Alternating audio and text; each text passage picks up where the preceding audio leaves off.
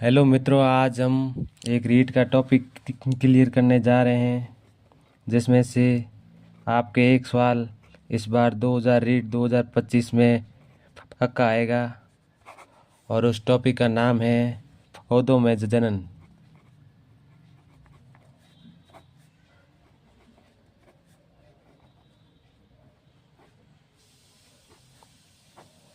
इस टॉपिक को मैं आपको सही से करवाऊंगा भी नहीं, सही से करवाने के साथ याद भी करवाऊंगा।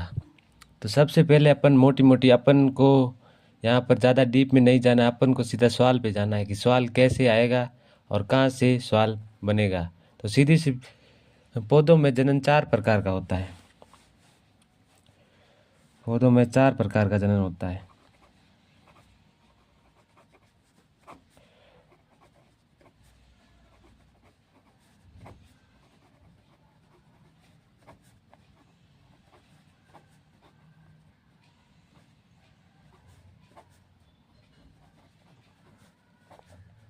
तो हम एक एक तो हम एक एक करके आगे बढ़ते जाएंगे।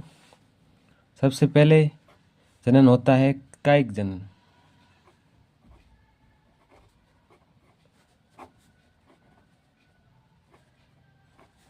तो कायिक जनन के अंदर क्या है कि इसके अंदर पौधे का जो भाग होता है, उसी भाग को अपन काट के जमीन के अंदर बो दें तो उससे नए फल लग सकते हैं। तो कायिक जनन के अपन को सीधे सीधे उदाहरण पूछेंगे, तो अपन ज़्यादा परिभाषा वगैरह नहीं लिखेंगे, सीधे कायिक अपन को उदाहरण पूछ लेंगे ये किस में जनन होता है। तो कायिक जनन का उदाहरण है आलू।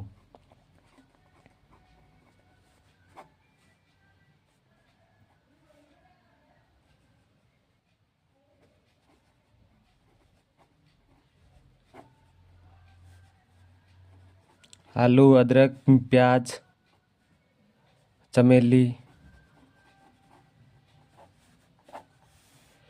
चमेली ये सब। और एक फायो फायोफिल्म। इस बायोफिल्म की पत्तियां होती है, पत्तियों के भागों से नए पौधे उग जाते हैं। इस बायोफिल्म को पत्थर चट्टा भी कहते हैं।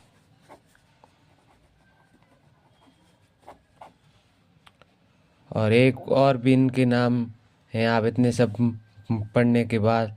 और एक नाम है कैक्टस। कैक्टस में तने से नए पौधे निकलते हैं। और एक है डहेलिया। और डहेलिया की जड़ों से नए पादप निकलते हैं। ठीक है। और अब इतना हो गया, अब कायिक जनन हो गया। अब सीधा आगे बढ़ेंगे, दूसरा होगा इसका अलैंगिक जनन।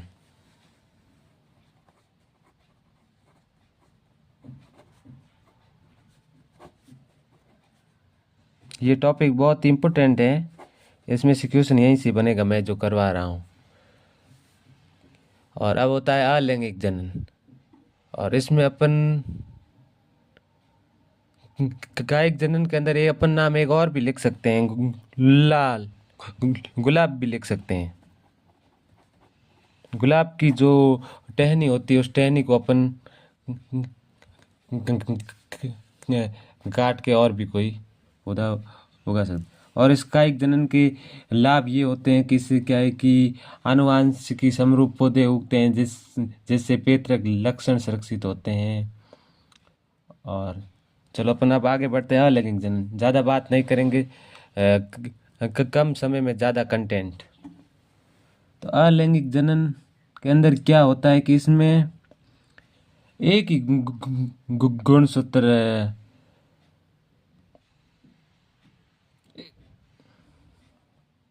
इसमें अलैंगिक जनन में क्या होता है कि कोशिकाओं में गुणसूत्रों की संख्या समान बनी रहती है। अलैंगिक जनन के अंदर क्या दो तीन उदाहरण है इसके भी, वो सीधा ही पूछेंगे ये अलैंगिक जनन के कौन कौन सा इसमें होता है। एक तो होता है मुकुलन।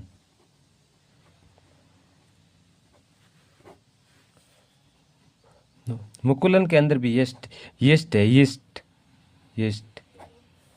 एक मुकुलन हो गया और एक विखंडन।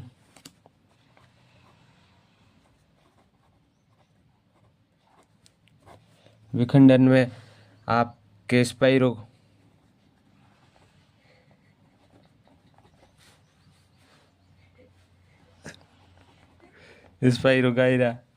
ये उदाहरण है, सीधे सीधे आप याद रखना, सीधे सवाल इसी में से बनेंगे, ठीक है।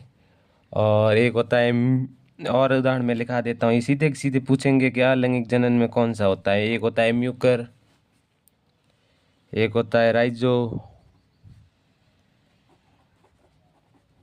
राइजोपस और शैवाल, कवक,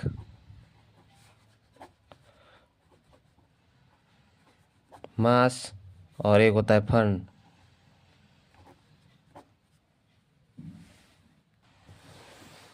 ठीक है, ये होते हैं अलैंगिक जनन के अंदर। मुकुलन एक उदाहरण इसका हो गया, ये उदाहरण है, ठीक है।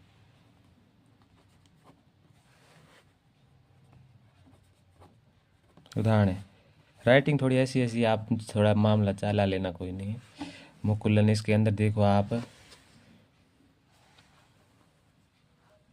ये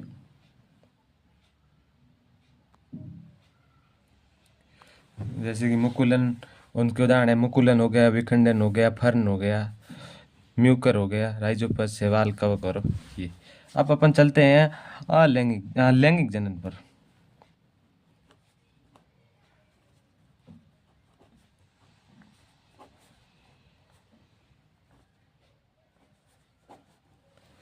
लैंगिक जनन के अंदर क्या होता है कि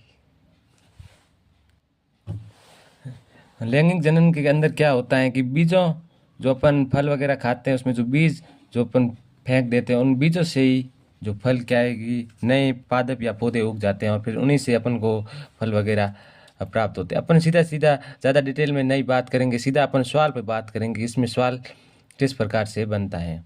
तो लैंगिक जनन के अंदर क्या है कि पहले तो पुष्प दो प्रकार के होते हैं, इसमें भी एक लिंगी और द्विलिंगी।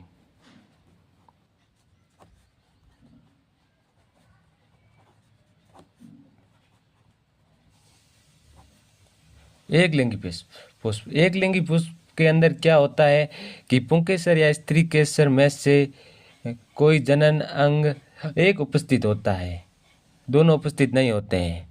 तो इसमें से एक लिंगी के उदाहरण हैं, आपको मैं जैसे याद भी कराता चलता हूँ कि इसका एक उदाहरण एक लिंगी का पपीता। क्या होता है, अपन एक पपीता लेके आए थे घर में और पपीते में से एक ही बीज निकला, मतलब एक लिंगी। और एक लिंग पपीता, फिर मक्का, मक्का का भी एक ही बीज, ऐसा एक एक एक बीज, मतलब मक्का का एक एक बीज मतलब एक लिंगी।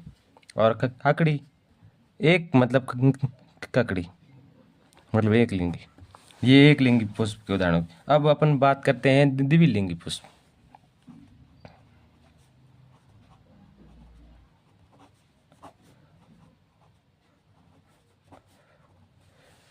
द्विलिंगी पुष्प के उदाहरण, द्विलिंगी पुष्प के अंदर क्या स्त्री केसर और पुंकेसर दोनों जनन अंग उपस्थित होते हैं।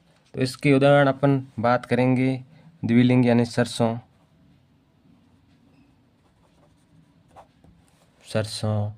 पेटूनिया और धतूरा।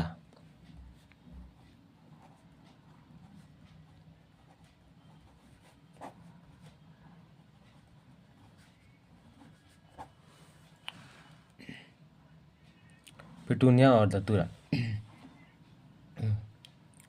अब क्या करते हैं, अब इसके अंदर भी क्या है कि इसको और भी आगे बढ़ाया जाता है लैंगिक जनन के अंदर। तो इसके अंदर और आगे दो भाग और होते हैं, एक होता है परागण और एक होता है निषेचन। तो अपन पहले परागण पर बात कर लेते हैं।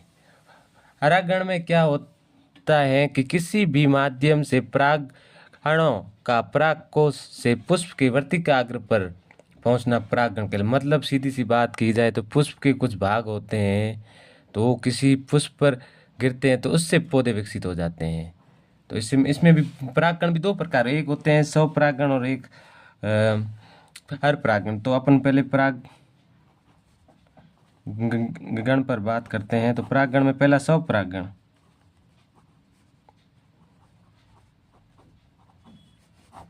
तो स्वपरागण के उदाहरण है मटर और टमाटर। स्वपरागण, स्वपरागण अपन एक ही शब्द लिखेंगे, उससे दूसरा शब्द। स्वपरागण मतलब टमाटर, इसका उदाहरण है। टमाटर से ही सीधा उदाहरण दूसरा आ जाएगा मटर। मटर मटर मटर। और फिर अपन बात करते हैं पर पराग। थोड़ा दोस्त, अपन फिर बात करते हैं पर परागण।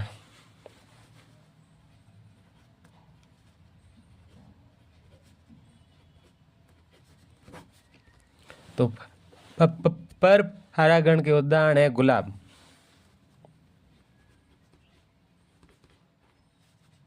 गुलाब और पॉपी। गुलाब और पॉपी। ठीक है मित्रों, अब अपन इतने बात करें यहाँ तक कि इसमें बात करेंगे। और अब क्या हो, अब अपन थोड़ा इससे आगे बढ़ते हैं। अब फल और अपन बीज की बात कर लेते हैं। इसमें से क्या है कि अपने सीधा सीधा पिछली बार भी अपने रीट में एक क्वेश्चन बना था फल और बीज में से। तो अपन सबसे पहले फल की बात कर लेते हैं।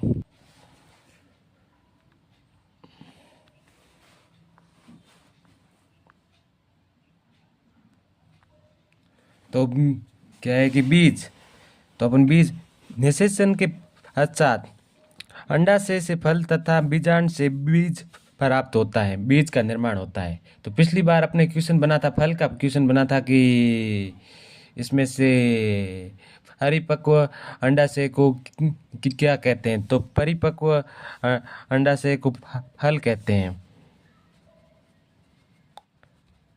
तो अब की बार इस प्रकार से पूछ सकते हैं कि परिपक्व बीजांड को क्या कहते हैं। तो बीज कहते हैं। पिछली बार ये बना था का परिपक्व अंडाशय को क्या कहते हैं। तो उसमें आपको ऑप्शन दे दिए थे, एक तो फल दे दिया, एक बीज दे दिया, एक ऐसे कच्चा फूल दे दिया। तो मतलब अपन को ये ध्यान रखना है। तो इसमें से पक्का क्वेश्चन इस बार बन सकता है। तो अपन इसमें आगे अगर बात करें तो यही होता है। और इसमें से क्या होता है कि फिर अपन एक और बात कर लें, बीज फल की बात करते हैं। तो फल से क्या है कि फल दो प्रकार के होते हैं। पहले अपन फल लिख लेते हैं।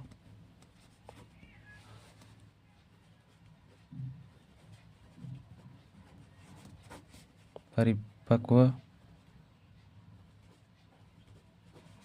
अंडाशय से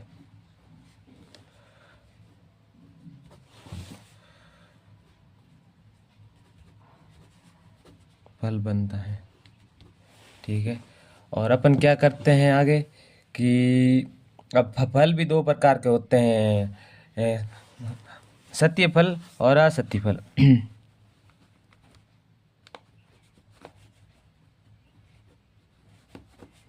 सत्य फल कौन सा होता है? सत्य फल आम होता है। मतलब सत्य फल में क्या होता है, सिर्फ अंडा से ही भाग लेता है, केवल इसमें अंडा से ही सत्य फल में। तो सत्य फल का उदाहरण है आम। अपन को सीधा सीधा क्वेश्चन पर जाना, अपन को ऐसे ही पूछेंगे सत्य फल कौन सा है। सत्य फल का उदाहरण है आम। और एक और प्रकार का होता है असत्य फल। असत्य फल, असत्य फल की ट्रिक क्या है, ये है कि सेना असत्य मतलब झूठ बोल रही है।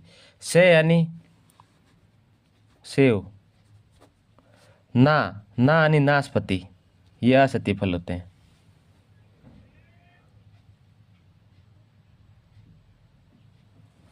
सेना और नाशपाती ये असत्य फल होते हैं। बस अपन अब इतनी इसके अब अपन इसके चौथे भाग पर चलते हैं, अनिषेक जनन।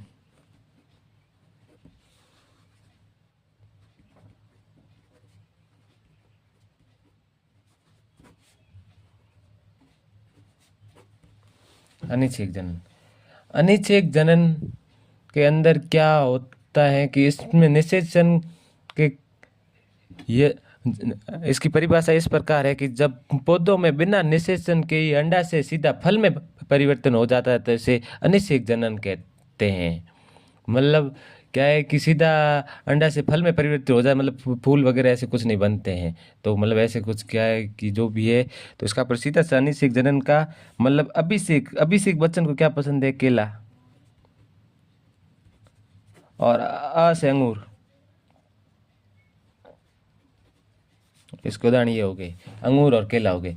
और ये भी, और समस्त मतलब फलों को भी तीन प्रकार से इसमें भी बांटा गया है। अनिषेक में भी, इसमें भी तीन प्रकार है फलों के, अनिषेक जनन में भी।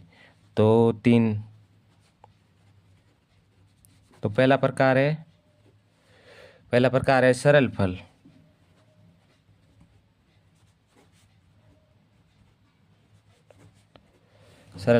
सरल फल में आम और गेहूं।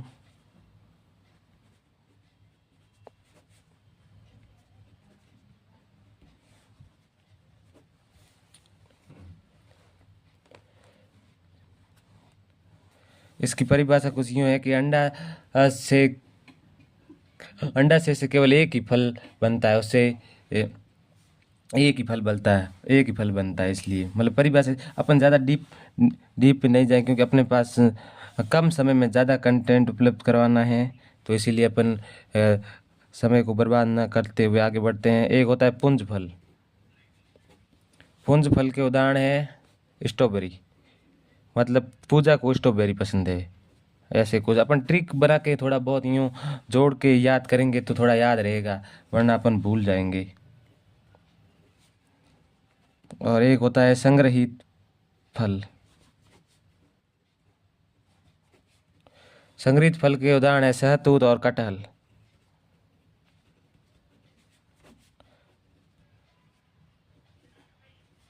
शहतूत और कटहल। अब मैंने आपको इतना मैं लिखा दिया, ये सब आप इतना एक बार अपनी कॉपी में अगर लिख लिया और ये याद कर लिए, तो इसमें से लगभग क्वेश्चन इसी में से बनेगा। और छोटे छोटे एक दो फैक्ट लिखवा देता हूँ ताकि वो भी अगर क्वेश्चन बन जाए तो बड़े। तो सबसे बड़ा फूल कौन सा होता है?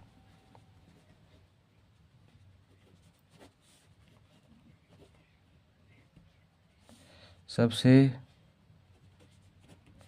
बड़ा फूल, सबसे बड़ा फूल कह दो या पुष्प कह दो, तो सबसे बड़ा पुष्प होता है रेलिसिया, रेफ्लिसिया। तो अपन इसका ऐसे भी याद कर सकते हैं कि जब रैली के अंदर नेता लोग आते हैं तब उनको बड़ी सी माला पहनाई जाती है। तो बड़ी माला रैली के अंदर जो नेता लोग आते हैं उनको बड़ी माला पहनाई जाती है, मतलब बड़ा फूल, मतलब रेलिसिया। और सबसे छोटा फूल, बड़ा हो गया अब से छोटा फूल,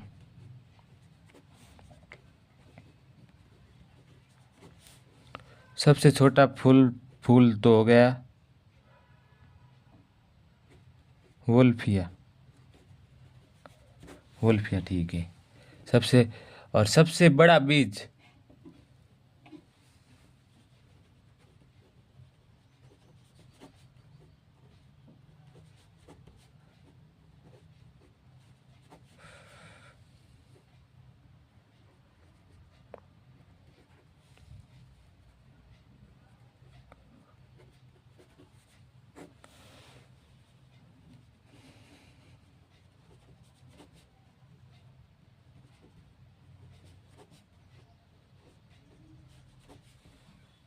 और सबसे छोटा बीज हो गया आर्किड।